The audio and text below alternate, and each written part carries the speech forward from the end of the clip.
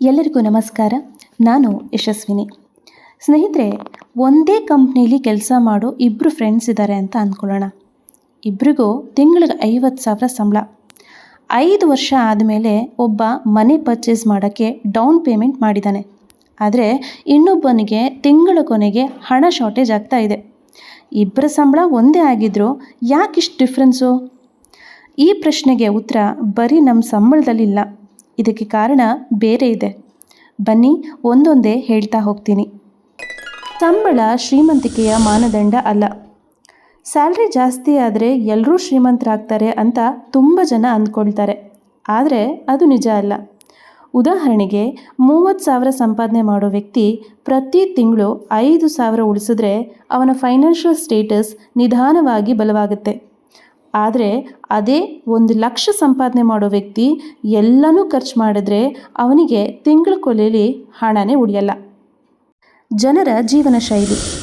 Salary ಹೆಚ್ಚಾದ ತಕ್ಷಣ ತುಂಬ ಜನ ಹೊಸ ಫೋನ್ ಖರೀದಿ ಮಾಡ್ತಾರೆ, ಲಕ್ಸುರಿ ಬೈಕ್ ಅಥವಾ ಕಾರ್ದು EMI ತಗೋತಾರೆ, ಹೊರಗಡೆ ಊಟ ಮಾಡೋದು, ಶಾಪಿಂಗ್, ಬ್ರ್ಯಾಂಡೆಡ್ ಐಟಮ್ಸ್ ಮೇಲೆ ಖರ್ಚು ಮಾಡೋದು ಮಾಡ್ತಾರೆ.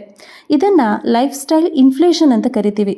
ಆದರೆ ಇಲ್ಲಿ ಸ್ಯಾಲ್ರಿ ಇನ್ಕ್ರೀಸ್ ಆದಾಗ ಖರ್ಚು ಕೂಡ ಅದೇ ಫೋರ್ಸಲ್ಲಿ ಜಾಸ್ತಿ ಆಗ್ತಾ ಇರೋದು ನೋಡ್ಬೋದು.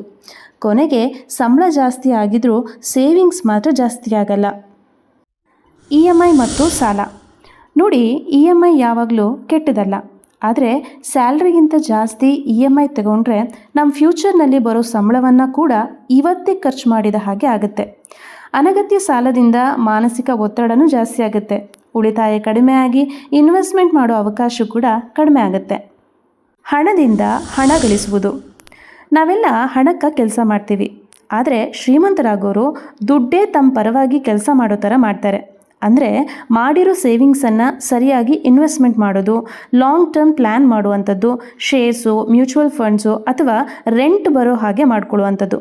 ಇದರಿಂದ ಹಣನೇ ಹಣವನ್ನು ಸಂಪಾದಿಸುತ್ತೆ. ಮೊದಲು ಉಳಿತಾಯ, ನಂತರ ಖರ್ಚು. ತುಂಬ ಜನ ಹೇಳೋದು ತಿಂಗಳ ಕೊನೆಗೆ ಉಳಿದ್ರೆ ಉಳಿಸ್ತೀನಿ ಅಂತ.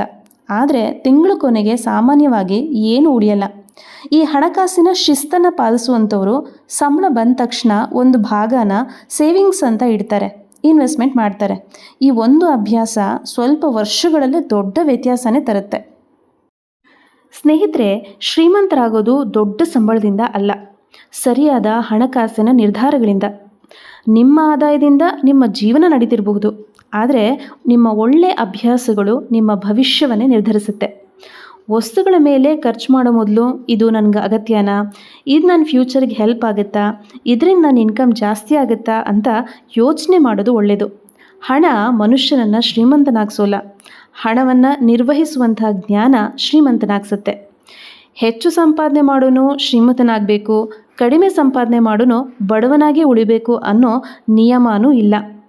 ಸರಿಯಾದ ನಿರ್ಧಾರ, ನಿರಂತರ ಉಳಿತಾಯ ಮತ್ತು ಸಮಯಕ್ಕೆ ಮಾಡಿದಂಥ ಹೂಡಿಕೆ ಇವೇ ನಿಜವಾದ ಸಂಪತ್ತಿನ ರಹಸ್ಯ. ಸ್ನೇಹಿತರೆ, ನಿಮ್ಮ ಅಭಿಪ್ರಾಯ ಏನು?